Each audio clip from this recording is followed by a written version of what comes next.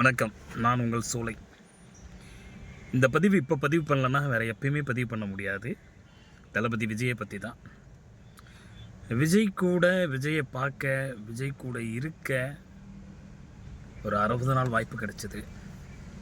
So அப்போ வரைக்கும் இப்போ வரைக்கும் விஜய் ஒரே மாதிரி தான். என்ன ரொம்ப பொறுமையாக இருப்பார், எதுவுமே நிதானமாக பண்ணுவார்.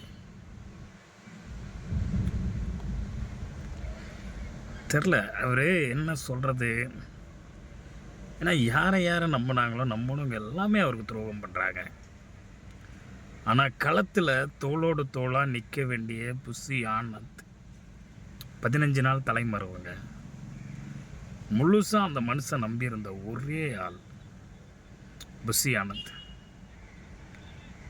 மற்றவங்களெல்லாம் என்னென்ன சொல்கிறது, புஷி ஆனந்தே தலைமறைவுங்கும் போது அவருக்கு யார் என்ன சொல்கிறத கேட்குறது.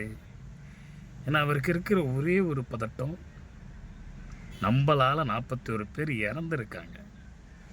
அதுவும் அதில் 9 பேர் குழந்தைங்க, 18 பேர் பெண்கள். யாராக இருந்தாலும் என்னங்க பண்ணுவாங்க, அந்த ஒரு மனக்குமுறல் வரும். அன்னையிலேருந்து இன்னைக்கு வரைக்கும் அவரால் மீள முடியல. நல்ல மனிதருங்க, ஏதோ பண்ணணும் அப்படின்னு வந்திருக்காரு. விட்டுறாதீங்க.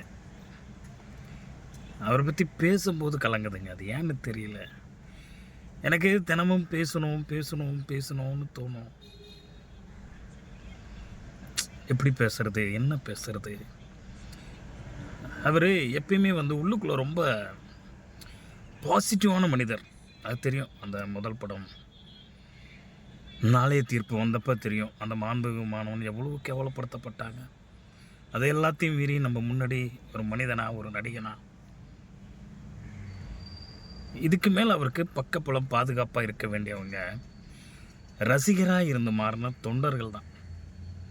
ஏன்னா அடுத்தடுத்த கட்ட மீட்டிங்கெல்லாம் நீங்கள் பாதுகாப்பாரனாக இருந்தால்தான் அடுத்தடுத்த கட்டத்தை நோக்கி அவரால் போக முடியும். ஆதரவு கொடுத்து கொண்டே இருப்போம். இல்லை, நிறைய விஷயங்கள் பேசணும் அப்படின்னா என்ன பேசுகிறது, நீங்கள் என்ன நடந்துக்கிட்டு இருக்குது அப்படிங்கிறது நம்மளுக்கு தெரியும். ஆனால் ஒன்று மட்டும் சொல்கிறேங்க, அவர் அரசியலை விட்டு போக மாட்டார்.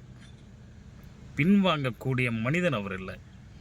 ஒரு தடவைக்கு 1000 தடவை யோசிப்பார். ஆனால் யோசித்து இறங்கிட்டார்னா அதில் ஜெயிக்காமல் இருக்க மாட்டார். நிறைய பேர் சொல்கிறாங்க லியோ 2க்கு போகிறாரு, 3க்கு போகிறாரு. அதுக்கான வாய்ப்புகள் 0 தான்.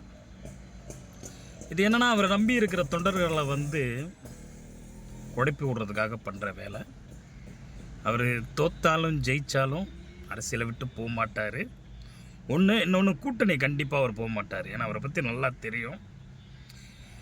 கூட்டணிக்கு வாய்ப்பு இல்லை. எந்த கட்சி கூடயும் கூட்டணி போக மாட்டார். தோத்தாலும் சரி ஜெயித்தாலும் சரி அவர் மக்கள் கூட மட்டும்தான் இருப்பார். விஜயை ஆதரிப்போம், ஆதரவு கொடுத்து கொண்டே இருப்போம்.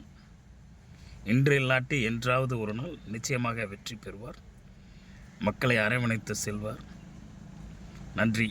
விஜய்க்கு எப்போதுமே ஆதரவு கொடுப்போம்.